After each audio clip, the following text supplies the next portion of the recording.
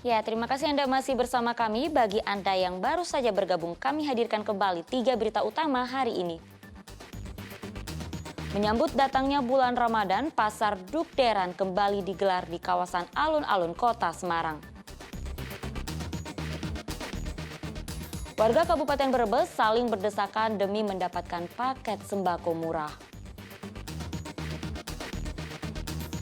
Aneka permainan tradisional jadi cara meningkatkan minat warga untuk berwisata di Keraton Kasunanan Solo.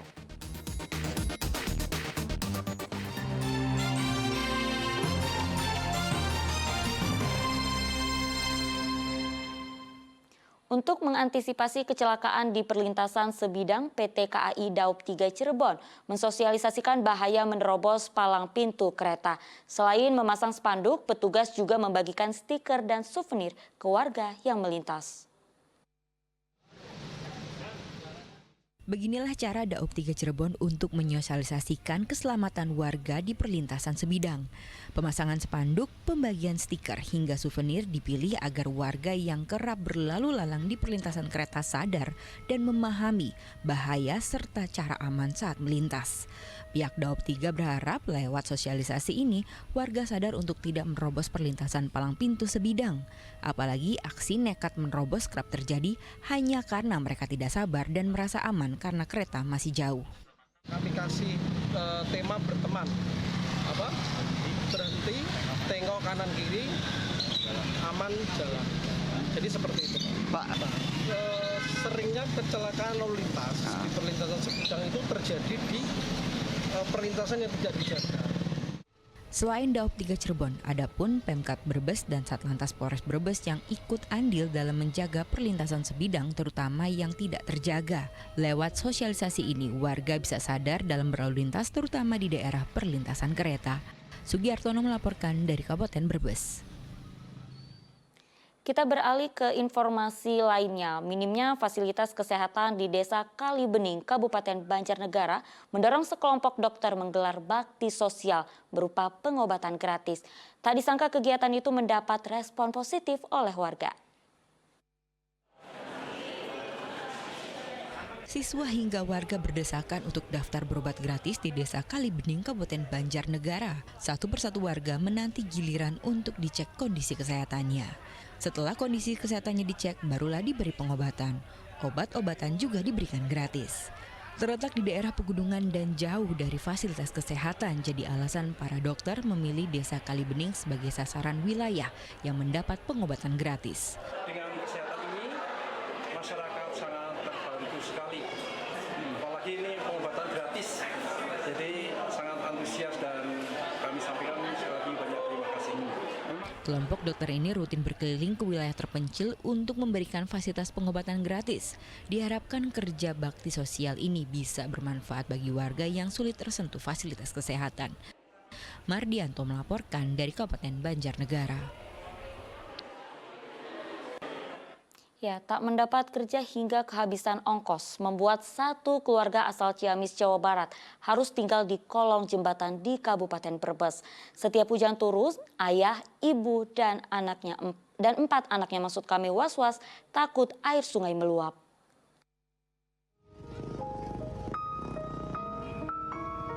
Berteduh di kolong jembatan, beginilah nasib keluarga asal Ciamis, Jawa Barat. Sudah sebulan lamanya, Andi bersama istri dan 4 anaknya tinggal di kolong jembatan di Jalan Lingkar Utara Bumi Ayu, Kabupaten Brebes. Awalnya pria 38 tahun ini hendak mencari peruntungan dengan mencari kerja di Tegal. Namun pencariannya tak berbuah manis.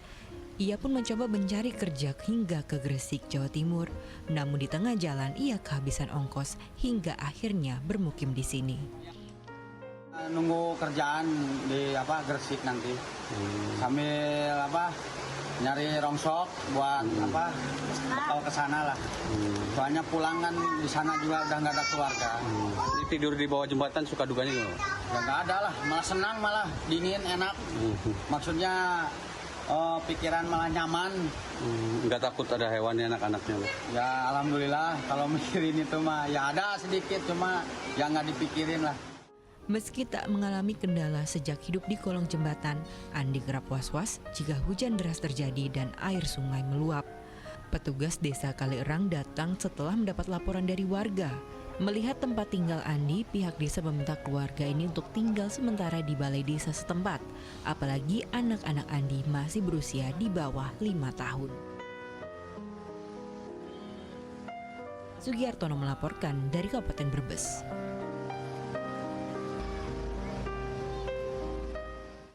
Seorang warga desa Bugisan, Kabupaten Klaten memanfaatkan limbah kain perca jadi karya seni yang menawan.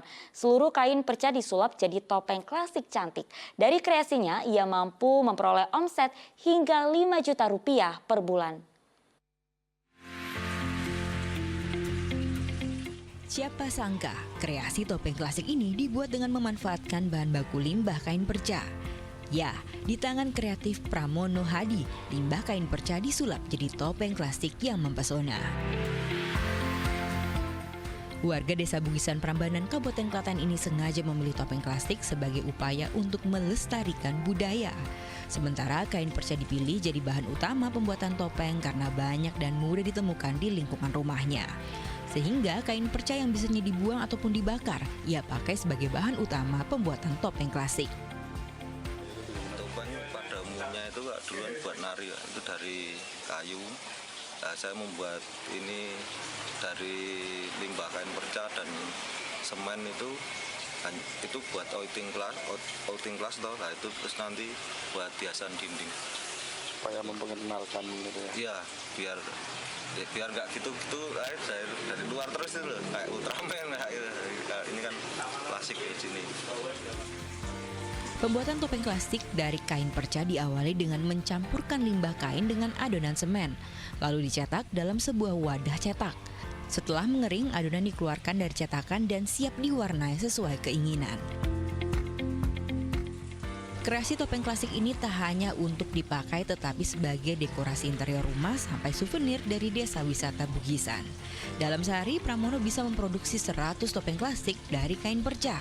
Harga jualnya antara 20 hingga 30 ribu rupiah per topengnya.